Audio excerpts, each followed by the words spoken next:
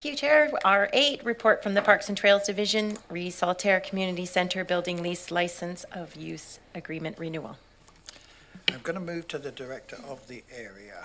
Oh, I'm Good sorry, afternoon, I'm looking Mr. at the Chair. wrong places here. That's quite all right. I'd say for the most part, the report is self-explanatory. Certainly happy to answer any questions, but we have gotten a written request from the Saltair Community Society for a renewal of the lease, and their interests are to look for a longer-term lease, similar to what we have with some other groups and other electoral areas for longer-term tenancies in buildings where the value and the efforts of these volunteer groups are putting a lot back into the community and gives them the opportunity for longer-term planning and seeking of funds to continue the operation they're doing there. So their current lease expires at the end of this year, so they're requesting formally of the CVRD a renewal and looking for a 20-year renewal term. Thank you, Brian. Director of the area, let's take you first, then I have Director Nicholson after you. Thank you, Chair. I would like to move option 1, the staff recommendation, and then if I get a seconder, I'd like to speak about it if that's possible. Seconded by Director Acton. Yeah, so if everybody will just give me a little latitude on this. I've got a few things to say because this is a pretty important building to the fiber of Area G, specifically Saltair. And actually, first, I do just want to start with a heartfelt condolences to the Hope family. Dave Hope tragically passed away about a month ago, and he was a very important person in our community. And excuse me, I gotta look up. He was a very important person in our community. He was really involved with the community center, and you know, he leaves behind his wife and children, and they have a great Halloween showing that they put in front of their house every year. So he's going to be sorely missed. And I wanted to lead with that because it's, this community center means a lot to the folks in Saltair. It was sort of the essence of what my campaign was, which was unity through community. All the great things they do, there's a daycare there that serves lots of families throughout the region. It's a place to gather, and I think it's really hard to be a community without a place to gather.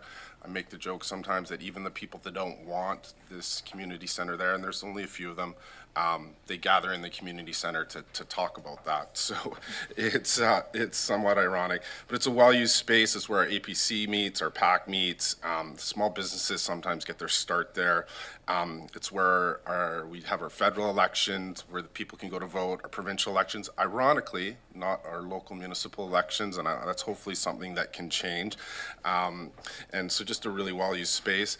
And I'm hoping, I know there's some stuff coming up soon around gas tax, and I guess it's called something different now, but I know they're looking to maybe get some new windows possibly and put in a heat pump so we can get some air conditioning for those kiddos. So that's something I'll be chatting with all of you guys about later.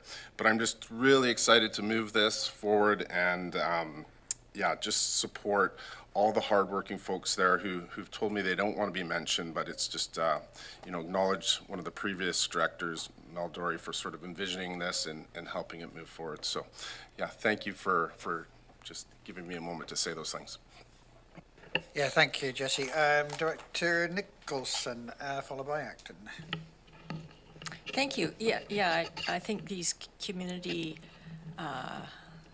run places are amazing and so important for the community. So yeah, I'm completely supportive of this, but I would like some clarification because in public input we had some comments about asset management, and I wasn't really clear when I read the report what the long-term sort of asset management plan, who is responsible for that, and what is the group that runs the place responsible for, and what is the CVRD responsible for? And I get that this is all aging infrastructure, so often things go wrong, and I'm just wondering how that's worked out in the contract or whatever it is you have agreement. Brad? Thank you, Mr. Chair. So the building is owned by the regional district. It was purchased by the CVRD. We're responsible for it. As the committee is well aware, we're on a multi-year program to develop a robust asset management program, and I looking to Ms. Mohan if she wants to lead in with any comments about it. But otherwise, at some point in time, we'll be bringing forward various reports to the committee, both this committee and to the Regional Services Committee, on updates more specifically to individual assets as they're developed. But we're in the midst of the program right now. I know Parks and Trails, in terms of our park facilities, is getting a lot of attention at the moment, and we'll be rolling out further work in the fall. But as I think some who've been around for a while know, this is a several-year endeavor to basically get us to a place where we have a good handle on all of our CVRD assets and an understanding on the ongoing investments. As it pertains to the community center, as I mentioned at the onset, it's owned by the regional district. Ultimately, the CVRD is responsible for it. But under the terms of the agreement with the society, the CVRD is not necessarily obligated to invest in the building. And this is similar with the Shawnigan Museum Society, where we own a building there as well. But the building is made available to the society under the understanding that at the CVRD's discretion, investments may be made in that building. So it's really incumbent upon the society to understand that. They know that. They still want to approach the CVRD for a renewal, and I know they're keen and interested to see how they can help out as well. Yeah, thank you, Mr. Farquhar. Carry on. Just to follow up, so my understanding then is that if an investment is needed to fix some infrastructure, like say this whole septic field failed, they would need to do that. And are they able to?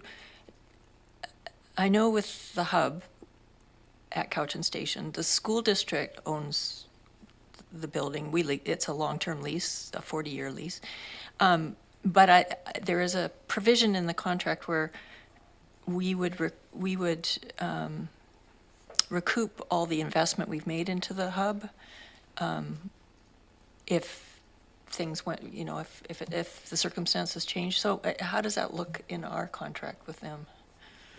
So, Mr. Chair, through to Director Nicholson, as with other agreements we have with community groups using CVRD facilities, when they make investments in that infrastructure, if at such point in time that relationship ends, the society decides to go somewhere else, their circumstances change, all those investments become basically the property of the CVRD. So in this case, any and all investments made in the Saltair Community Centre would be with the regional district and with the community. Thank you, Mr. Farquhar. Thank you. Next on my list is Director Acton, followed by Morrison. That was very thorough, so all my questions were answered, but I would just add that it is a lovely center, and the people who run it are amazing, and it's just a good-sized space too, so there's like room to grow, and I think every community here is wanting more community space, so it's great. Director Morrison, followed by Markman. Thank you, Mr. Chair. Through to Mr. Farquhar, and you always write such good reports, and I hesitate to question your material in them, but I'm just, a couple of things.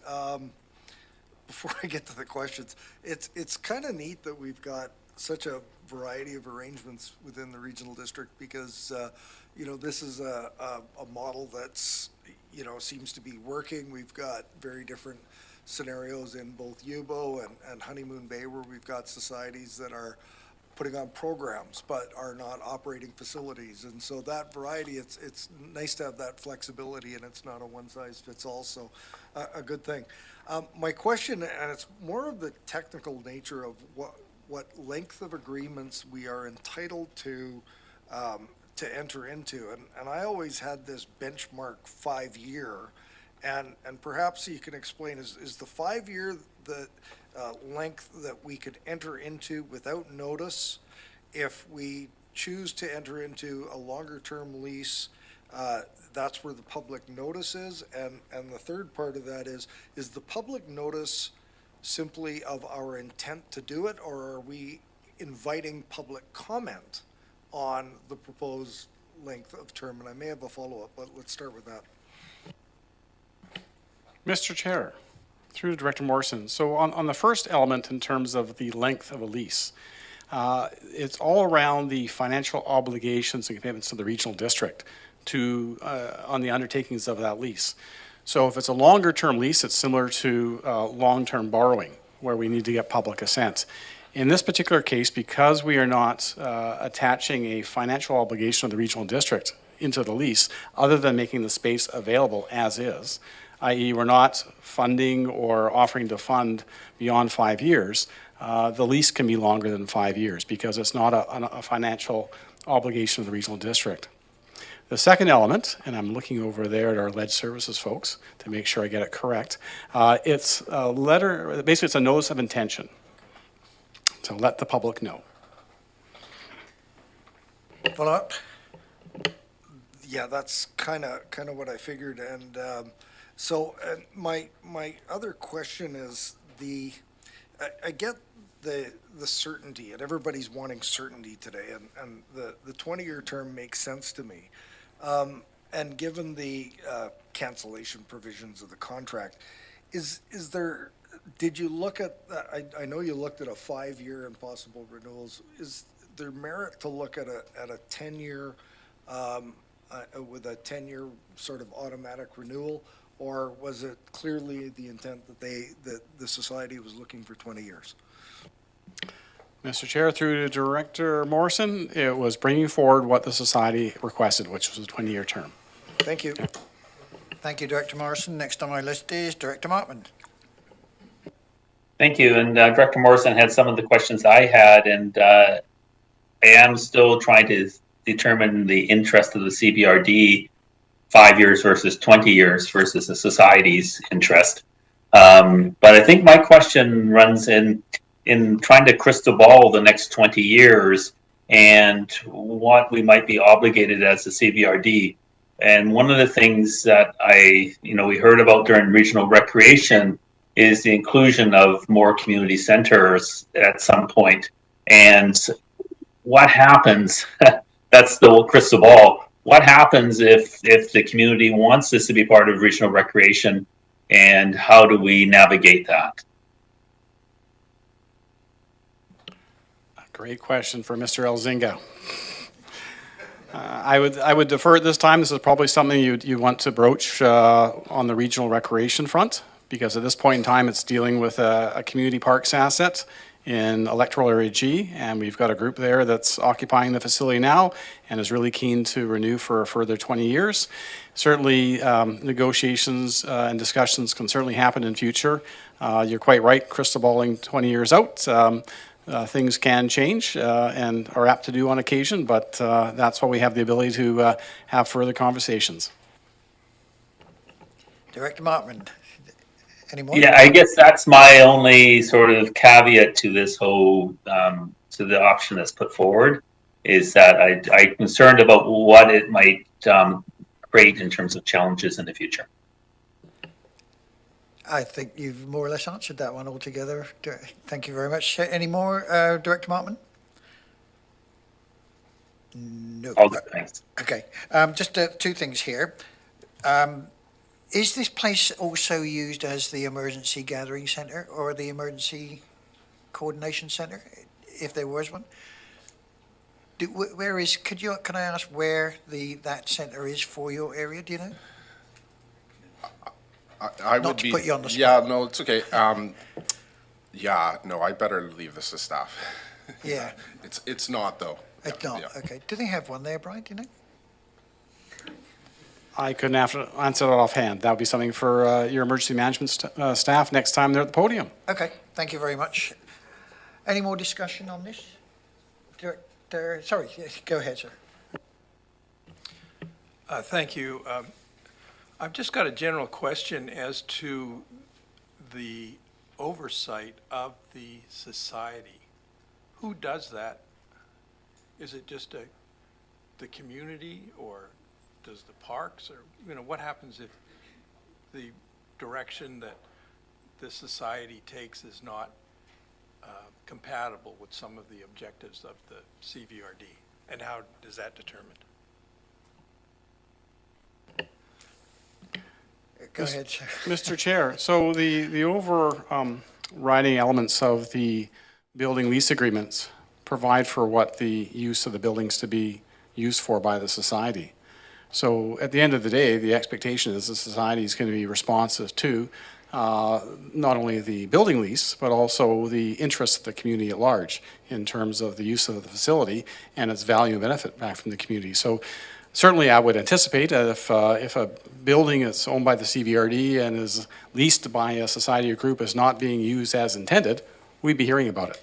And at that point in time, we would be approaching the group to have a friendly chat with them about what was occurring at the facility that we otherwise understood was not being done to what we were expecting.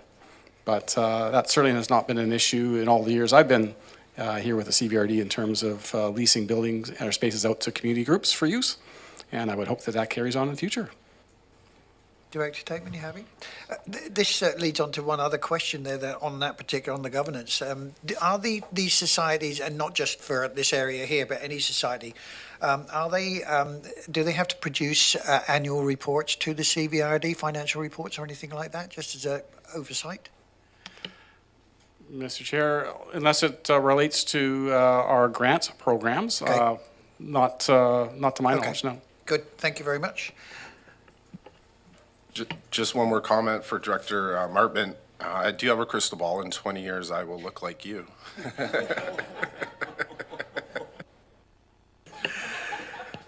There's no response to that. Hang on, has he got his hand up? No, he hasn't. Yeah, okay, sorry. Yeah, we've moved and seconded. So, any more discussion? Seeing none, all those in favour? Any opposed? Seeing none opposed, that is carried. Next, Ms. Boyd. Thank you, Chair. We're on R9.